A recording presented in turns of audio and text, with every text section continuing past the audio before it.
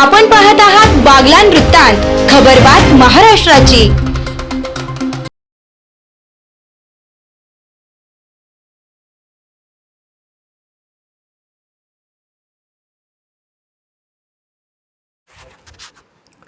त्र्यंबकेश्वरला doctor Sharad तळपादे यांची 16 वर्षांपासून वारकऱ्यांसाठी मोफत आरोग्य सेवा।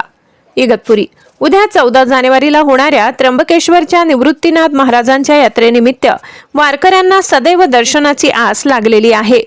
वारकरी संप्रदायाची पताका खांद्यावर घेऊन विठ्ठल नामाचा जयघोष करीत आणि देहभान विसरून अनेक पायी दिंड्या इगतपुरी तालुक्याच्या पूर्व भागातून देहभान हरपून त्र्यंबकेश्वरकडे मार्गक्रमण करताना दिसत आहेत।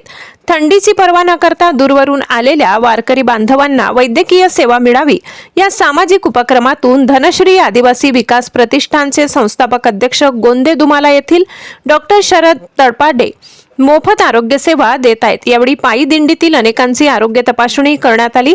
गेल्या 16 वर्षांपासून धार्मिक वृत्तीचे असलेले डॉक्टर तळपाडे मोफत सेवा देत आहेत। आरोग्य तपासणी केल्याबद्दल वारकरी बांधवांनी आभार मानले।